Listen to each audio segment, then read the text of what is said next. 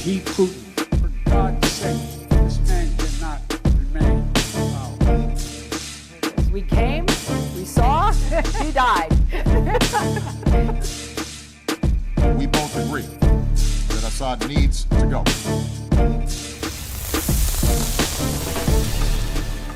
You know, fuck the EU.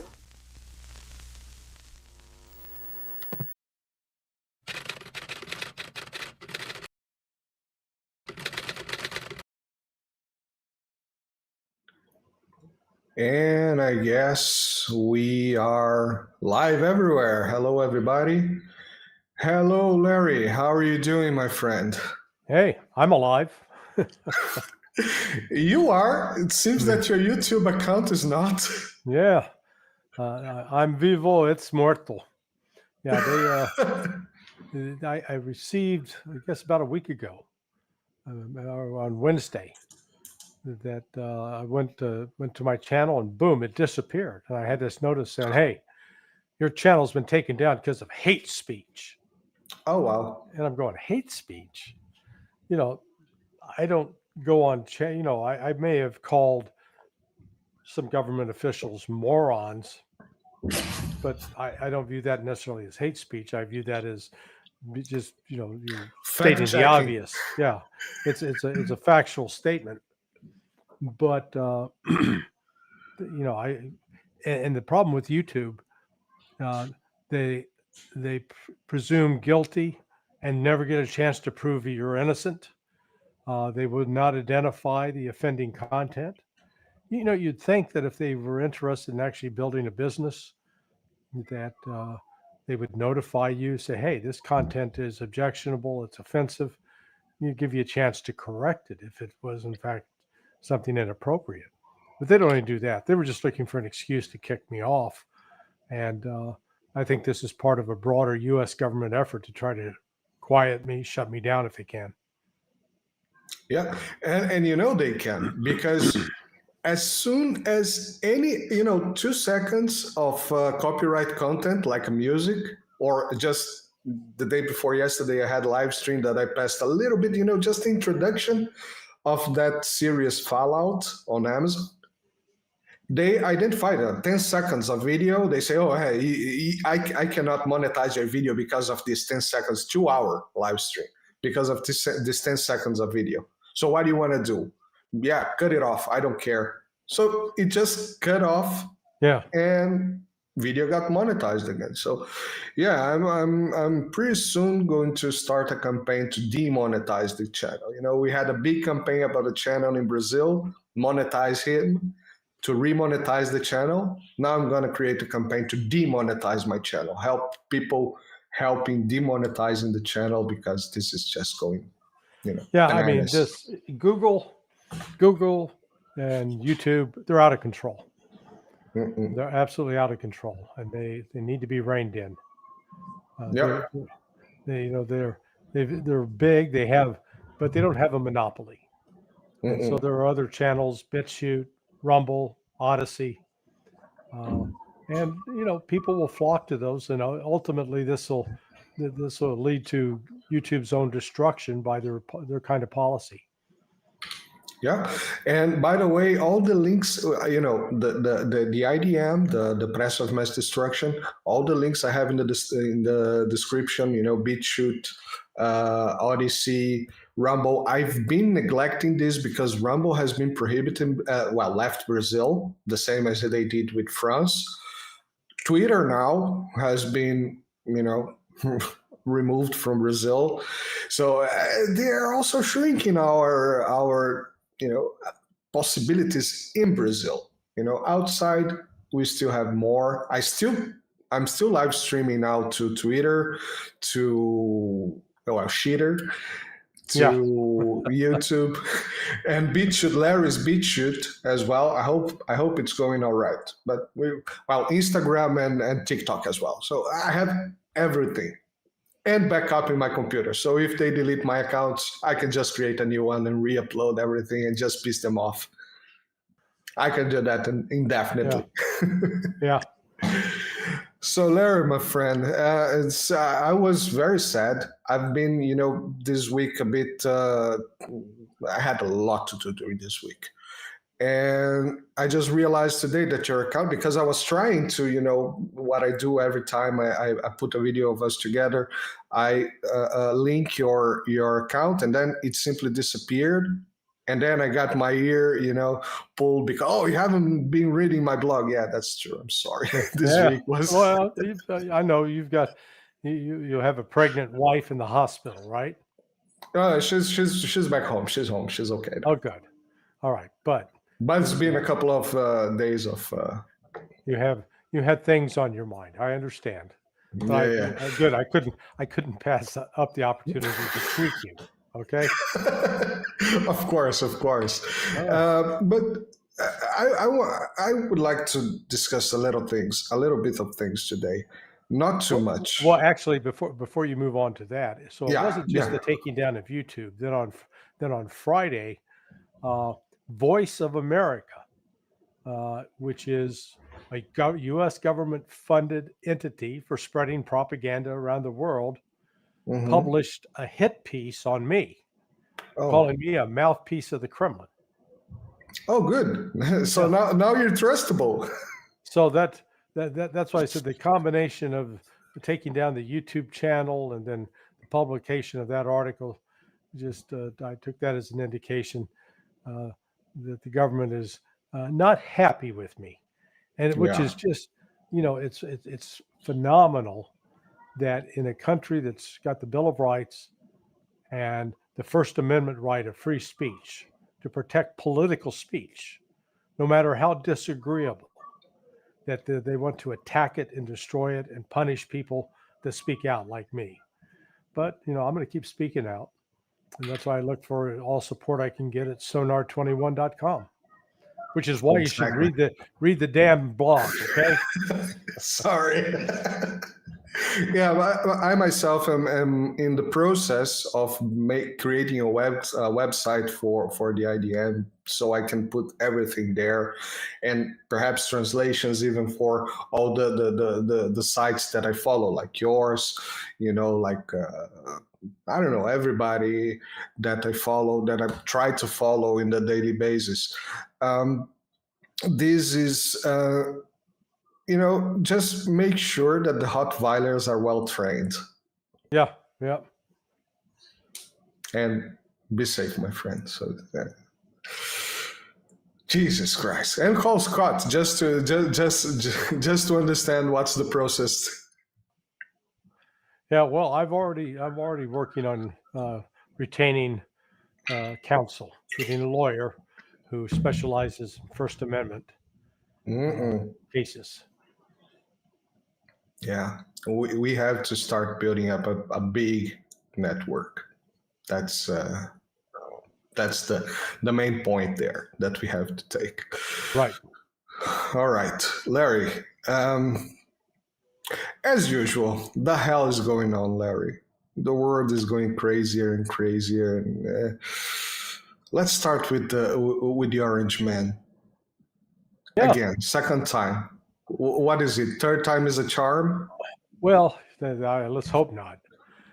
Let's hope not. This one's more disturbing, with more indications that this was an organized plot. That this was not just one lone wolf. That this guy had help,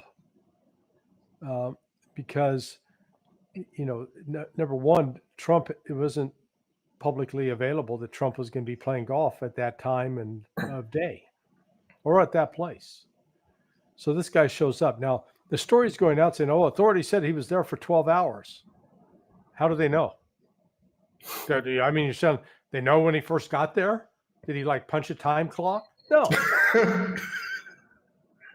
So it's one possibility is they got his cell phone and they were able to check the geolocation of the cell phone, determine it was there for 12 hours. If they did that, that's fine. Or if they had video surveillance footage of where he parked and they can see what time he showed up and then how long he was there, maybe that's it. But if it's not that, that gets back to, how the hell did he know how long he was there? Once he's there, he sets up on the fence line, and there's bushes so that, as you're driving by, you can't really see into the golf course. But once you get inside those bushes, you can actually see through. And he had AK-47, an assault rifle, or popular, what Democrats call an assault rifle. And he was going to take a shot at Trump.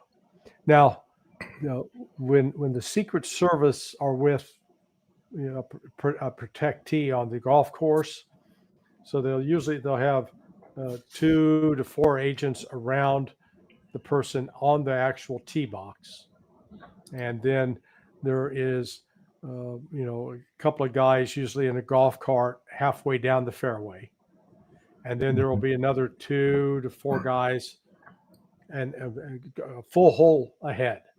So you're on the tee box, they'll be at the next green, between the green and that tee box, checking the surrounding area.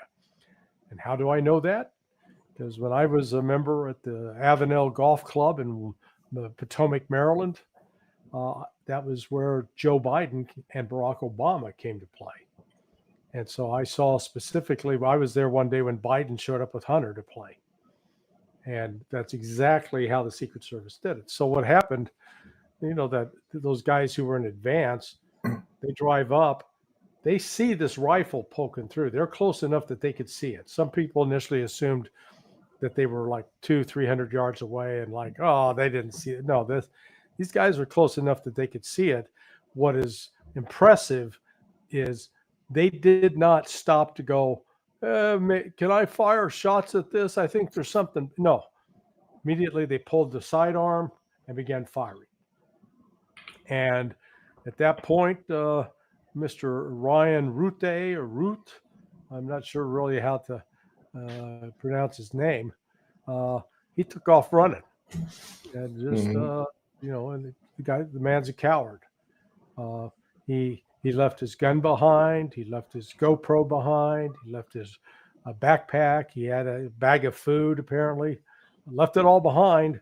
Went running for the car, got into the car, tried to get away. And he got a little bit up the road, heading up north on 95, and they pulled him over. Sheriff's Department. I guess it's Marin County there. Pulled him over, arrested him, and now he's in prison. Let's see if he survives. Oh, yeah. Because number one, how did he know that Trump was going to be there? Someone told him. He learned about it some way. On top of that, he had this AK-47, which with the serial number apparently was obliterated. So that's an illegal firearm. And then on top of it, he's a convicted felon. So he's not even supposed to have the rifle, which means he didn't go out and purchase that at some gun store. Now, in Florida, we've got a thing, it's like Florida Gun Trader. There's some online blogs where you can link up with people and you can trade guns or buy guns from somebody. And there's no background check, and you don't have to go through any of that. So it's possible he got it that way, but still, that means he had to come into the state because he does not live here. And he had to be where was he staying? Which hotel? Which home? Was he staying with a friend? Who was that friend? And then was he using a computer online to identify somebody that he could trade, the firearms with, or purchase the firearm? Where does he get his money?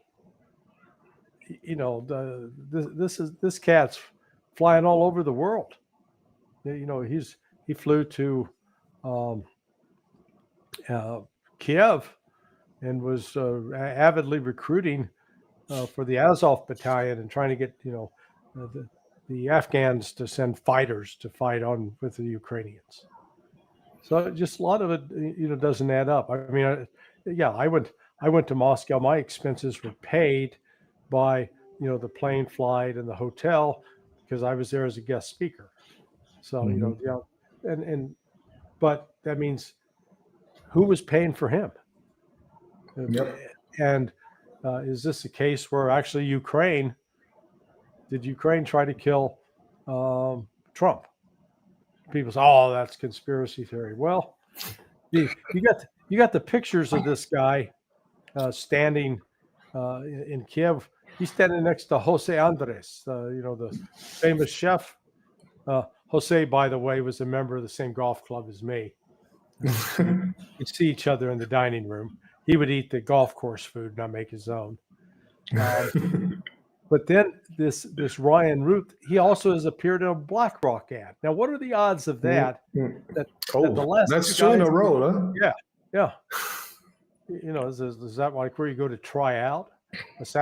Assassin tryout school? You get in a BlackRock commercial, and then if you pull it off, you're going to get some BlackRock stock. Who knows? Yeah. So this was just a reminder that the Democrats are out of control.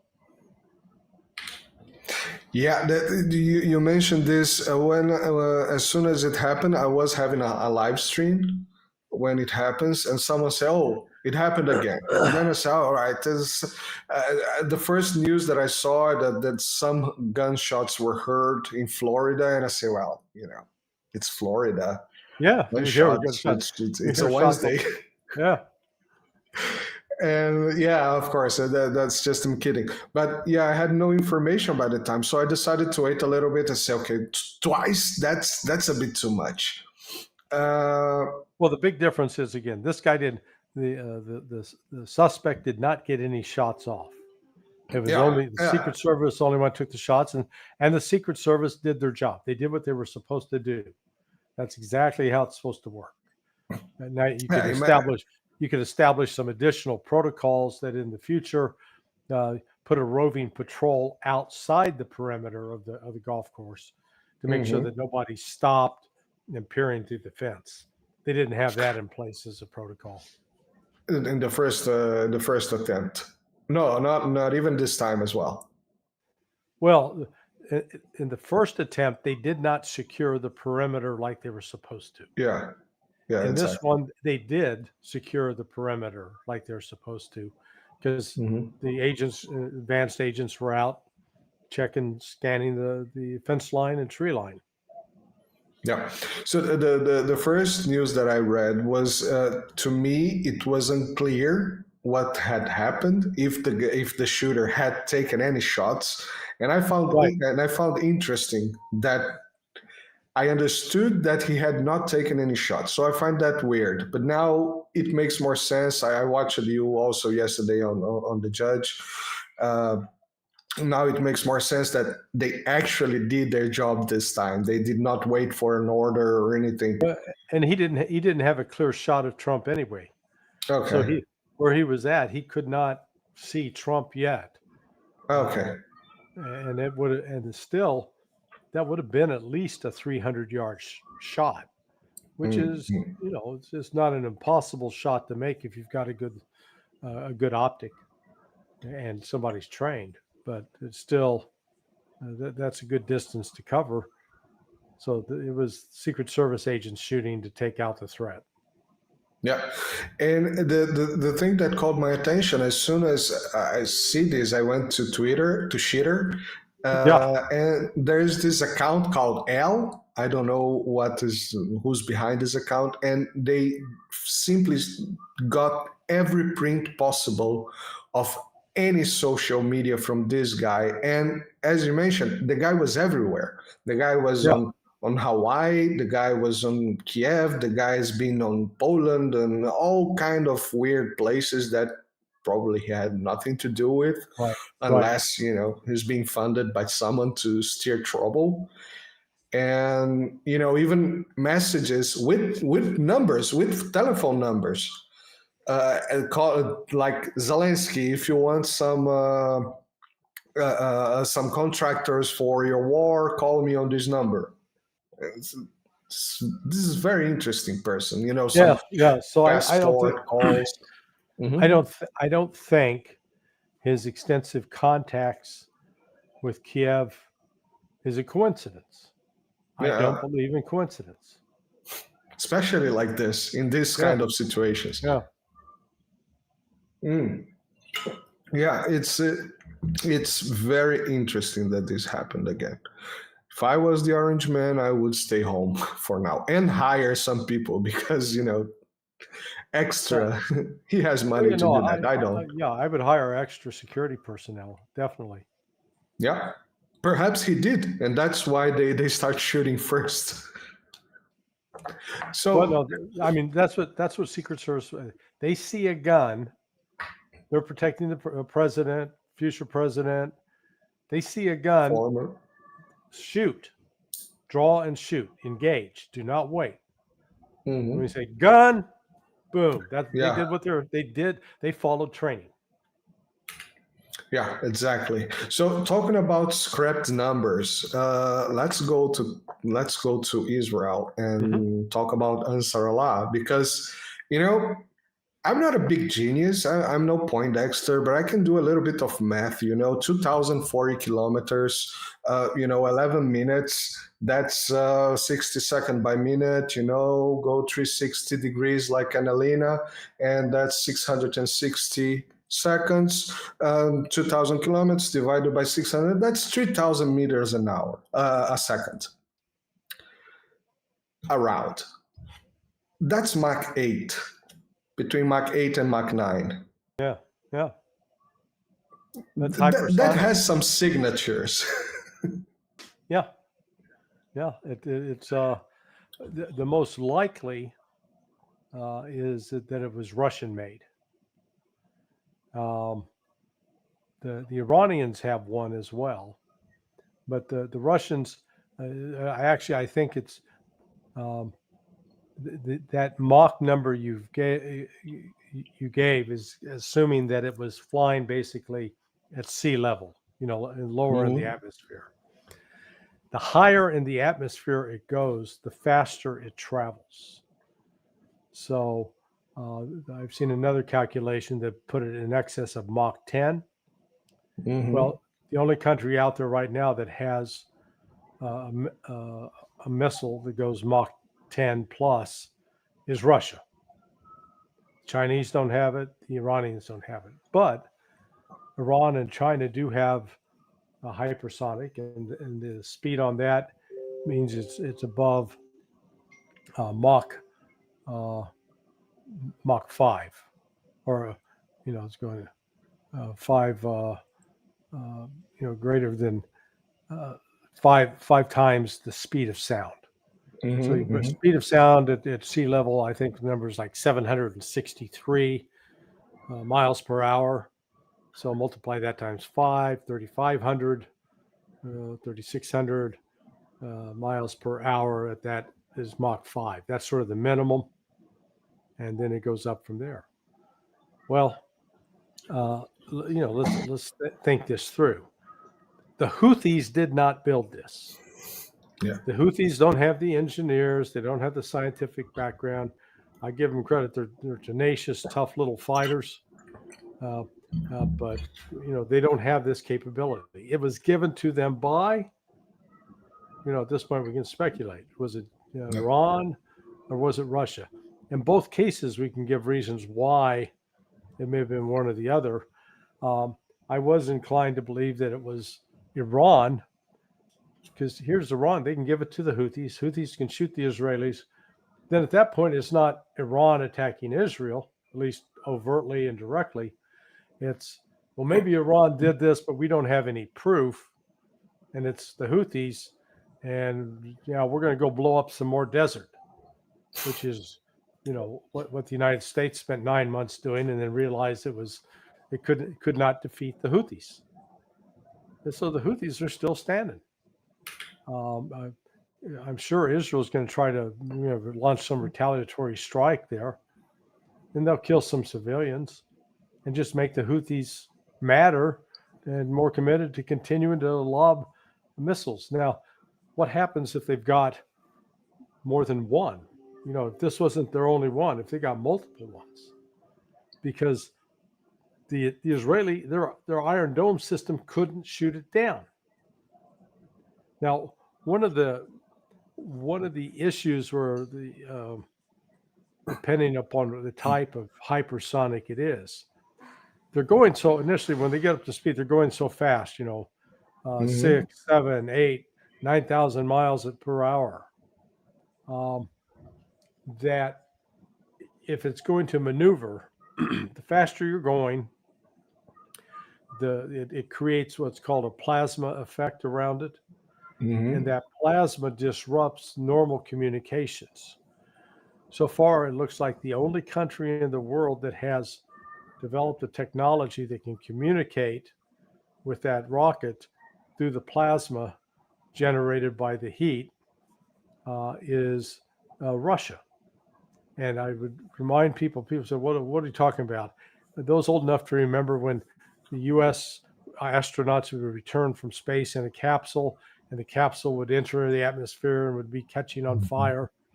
And there'd be a blackout, communications blackout, because that plasma, the burning off, prevented any communication signals. Well, why is that relevant to a hypersonic missile? If the hypersonic missile is getting satellite communication, telling it where to fly, if all of a sudden that's blocked and it can't get through, then it's just a missile going to hit anything. Yeah, somewhere, someplace. So the fact that this appears to have hit the target it was intended to hit, again, I think circumstantial evidence points to it being Russian, not Iranian, unless the Iranians have developed that same technique or ability that the Russians have. Or shared technology. Yeah. This is a speculation point. Yeah. But what I saw on, I had a live stream on Sunday that I talked a little bit about this. What it's interesting to me is that we have this, nuclear rhetoric escalation, and this happened. I heard a lot of people saying, well, yeah, that was the answer from Iran about the assassination of Haniyeh. I find difficult to see that way. It looks more to me that, hey, look what we can do from anywhere around the world. We can just shoot. Yeah. Well, I think there's something to be said that this may be, Iran's retaliation. Now, Hezbollah 3 weeks ago hit the Israeli base in Gilad where Unit 8200 is based, and apparently caused some casualties. And so you saw what happened today in Lebanon with the exploding phones, exploding pagers. No. Okay, so over 1,000, they're saying 1,000 Hezbollah members, they got new pagers, they all blew up at the same time. Oh. So somebody, this is, it's killed about 8 people. It's, wounded some very seriously. But this is, this was clearly an Israeli operation. But it's an incredibly foolish and stupid operation, because number one, they got access to the manufacturer, or maybe they themselves became the manufacturers of these. They're called pagers, and I don't know what the hell people are using pagers for these days. That's 1980s technology. Yeah.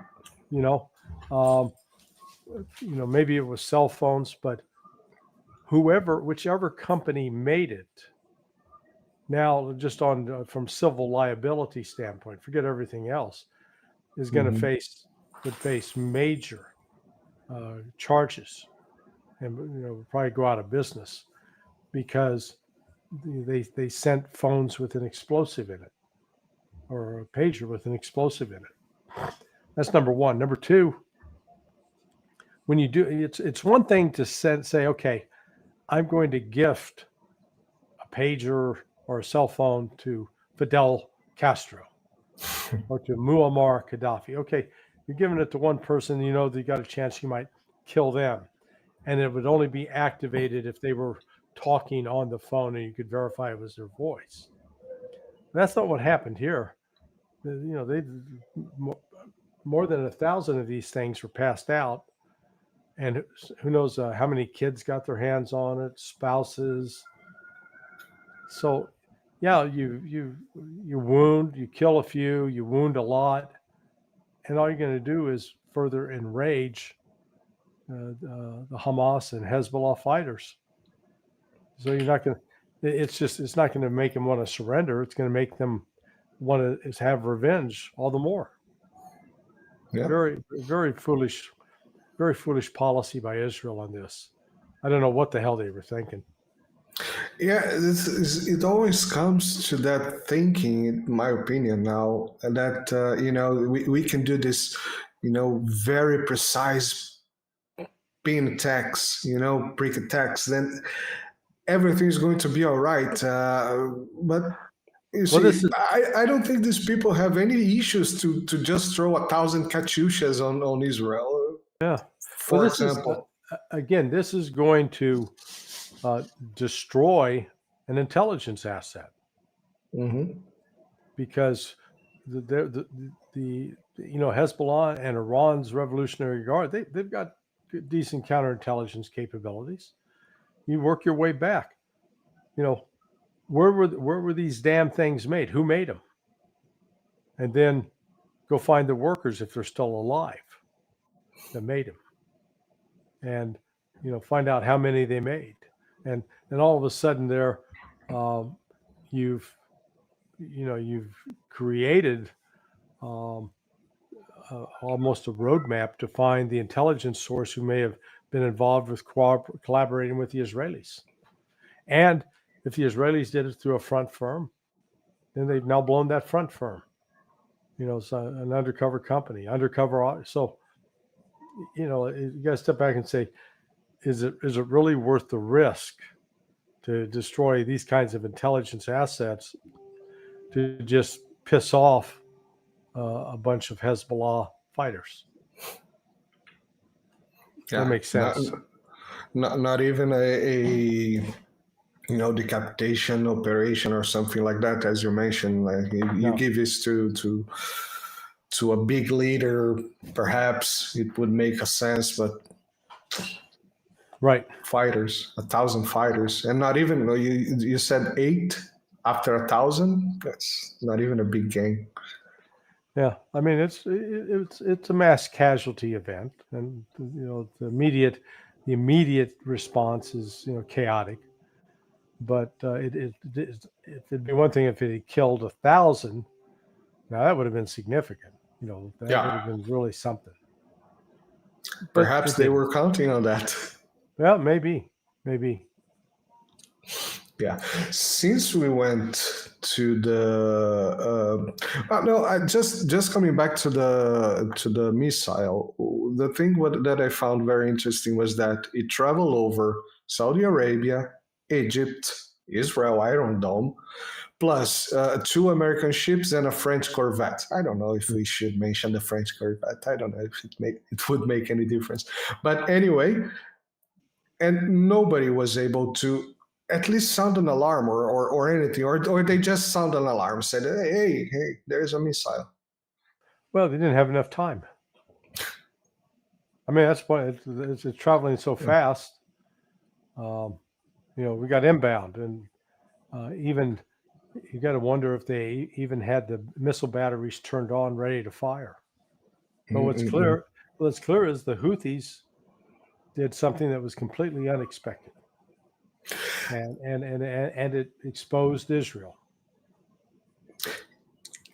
I read 2 news on Sunday about this. One from Haaretz that mostly was saying this. The one from Times of Israel was interesting, that said, oh yeah, we hit the missile, but then we start shooting to hit down the shrapnel, the rest of the.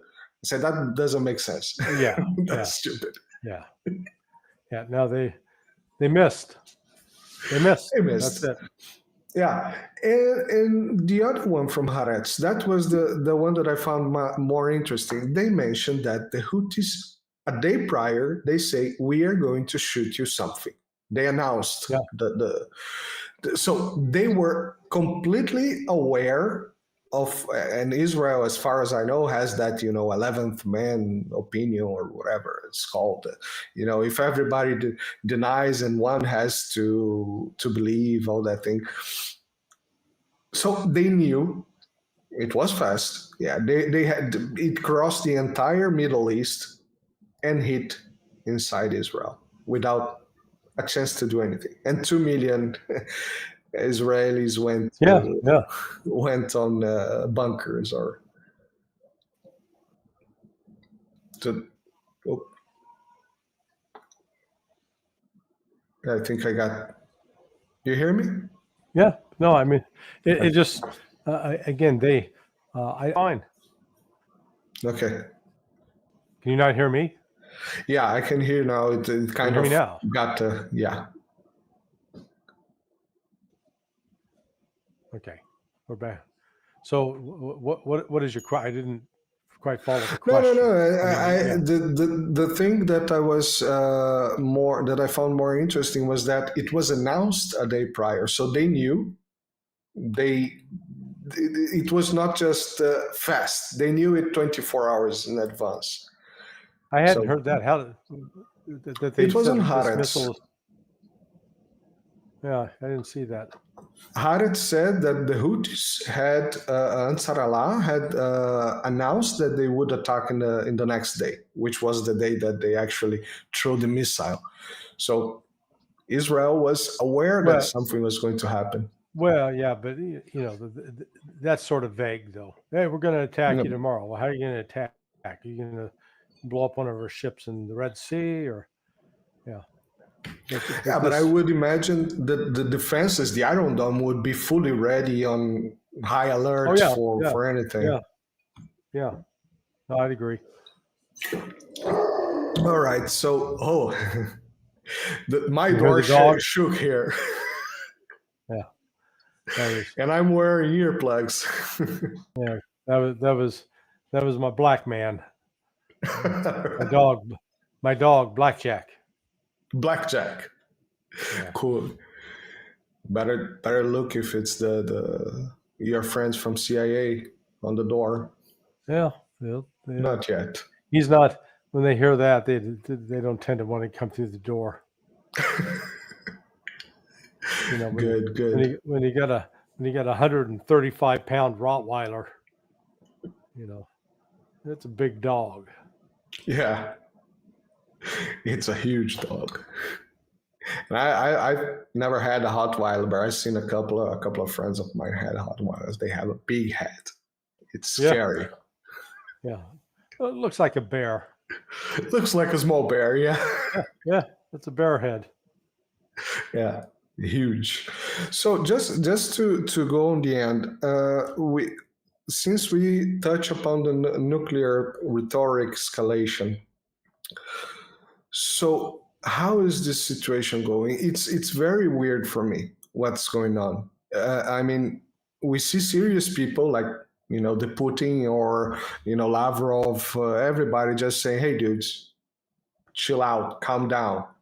And we see the England first Prime Minister Chris Darmer or Boris Johnson just vomiting a lot of BS, and at the same time we see Lloyd Austin, to his credit, saying, "Yeah, we gave everything that we could to Ukraine. They have capabilities. We don't have to take care of anything anymore. Just let us alone." How are you reading this, Larry? That when Putin spoke, at least some in the Biden administration listened. So I guess it was last Wednesday that leaks were coming out of both Washington and London saying, "Oh yeah, we're going to basically give the green light to Ukraine to go launch strikes farther into Russia." And then Lammy and Blinken head off for Kiev on Thursday, I guess. Well, that Thursday as well, Vladimir Putin comes out. He's in another location, and very sternly and matter-of-factly said, hey, if the West does this, it's going to be an act of war. We'll treat it as an act of war and we'll respond accordingly. And then that was followed up by the Russia's ambassador at the UN Security Council, Napolitano. He said the same thing very strictly. This would be an act of war. So it's been repeated multiple times by senior Russian officials, including Putin. Well, it was the day after that, then on Friday, that the word comes out, oh, no, we're going to keep policy as it is. We're not going to change anything. So we're not going to give Ukraine permission. So that's what happened. All right. So right now we kind of went up, but it steered a little bit down, or we went up and we're still up. Just let's think about it a little bit.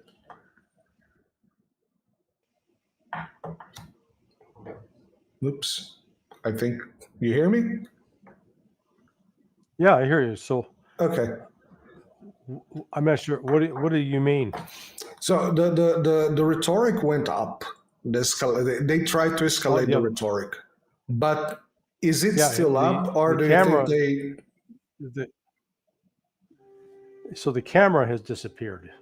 Oh, interesting. I can see everything, including you. Let me do this. So mine froze. Okay. Well, the rhetoric went. There it goes. There it goes. Okay. Yeah. So the rhetoric went up temporarily, but then once Putin made the threat, everyone sort of shut up.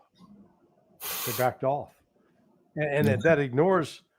I mean, look what's happening on the ground right now in Ukraine is pretty dramatic.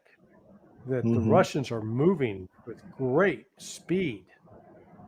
Before they'd be lucky to get a village once every 2 or 3 weeks.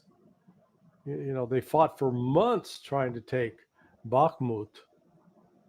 Now they're capturing 2 to 3 villages a day. They're inflicting in excess of 2,000 casualties on Ukraine every day. So this is, this thing's getting out of control for the Ukrainians. I really don't know how much longer they can keep this up. They don't have an unlimited supply of men and material to throw into the fight. So everything they throw in, it's making them less, not more. Yeah. Yeah, I saw some videos on Telegram channels especially in the Kursk area that has been retaken. Yeah. For 2 years I've been following these and watching these videos. The amount of I'm not even going to the green part of body counts, but the amount of equipment, tanks, how's it called? Mechanical. Armor personnel vehicles, infantry fighting vehicles, IFVs, it's just a boneyard of those. It's completely wasted there. Yeah, the one thing they rarely show in war movies are what I call the casualty recovery teams. That once the battle's over, the guys have to go out there and pick up the body parts and clean up the broken tanks and other you just clean up the battlefield. You get rid of all the trash. I guess that'd be considered too boring. That's why they don't make movies about it.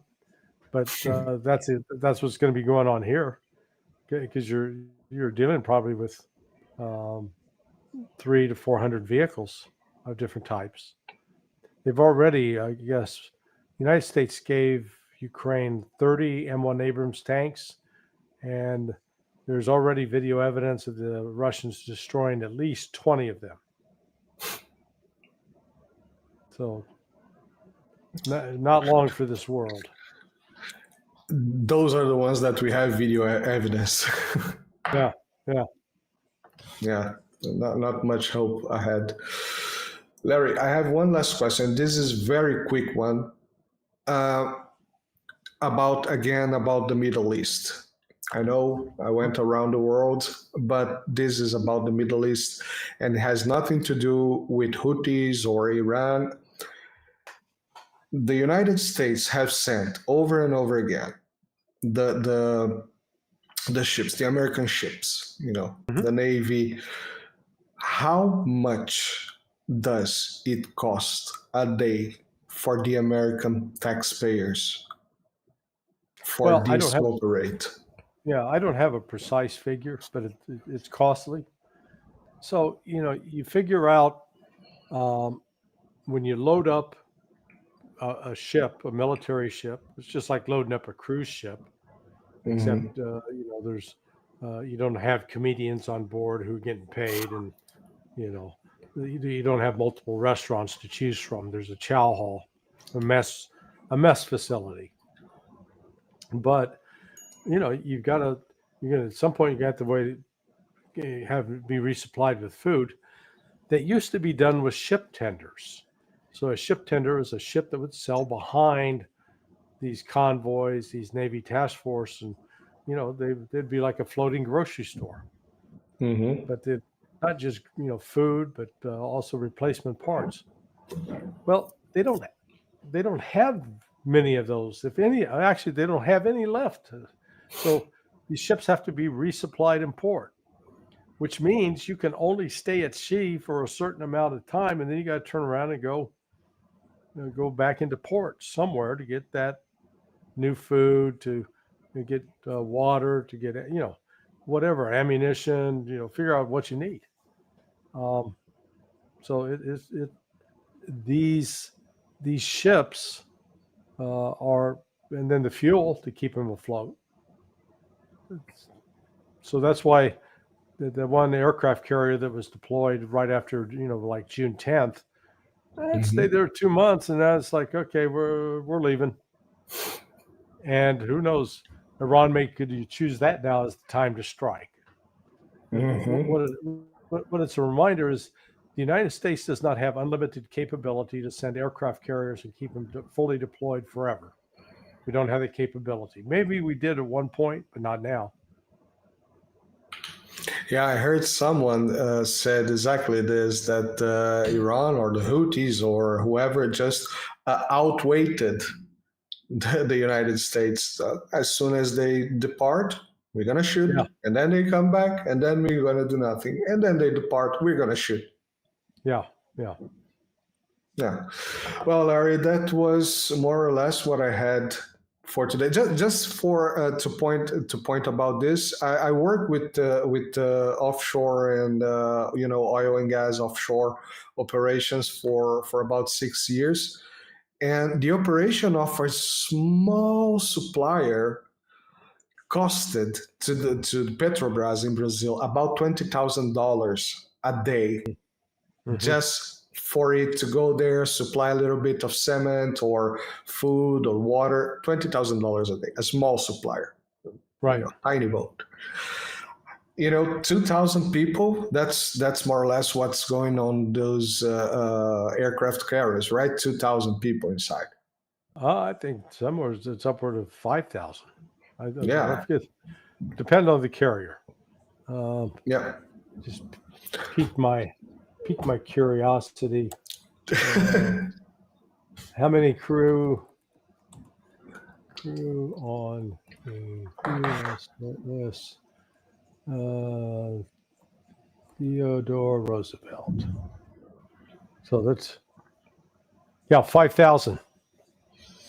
Yeah, the Theodore Roosevelt's got 5,000, which is, hey, that's a small town right there. I've been 2 years ago on a cruise ship, 1 year ago on a cruise ship with 5,000 people. And it was a small cruise, but 5,000 people. It probably costs a lot of money. You're right, there's probably no comedians inside or, piano players, but it costs a lot of money. For sure, it costs a hell lot of money. and the United States people are paying for this for nothing. It's just money thrown on the water. Yeah, it drains it drains the budget. That's for sure. I'm gonna start to calculate how many hospitals or ambulances or medics can be paid with 1 day operation of those things, and we discussed this on later programs. It's good to give people perspectives. Yeah, absolutely. Larry, thank you very much again, my friend, for being here. And Google, YouTube may have taken you down, but we are going to spread. Don't worry. Yes, BitChute. You can just go to sonar21.com and you can follow me. All links on the description, everybody. And remember, buy Larry a coffee. There's the QR code here. I don't know if it's still working. I have to check it. Thank you very much, Larry. All See right, you next time, Thanks. my friend. Okay, Marcelo. Later. Bye-bye. Later. Bye-bye. Yeah, I have to...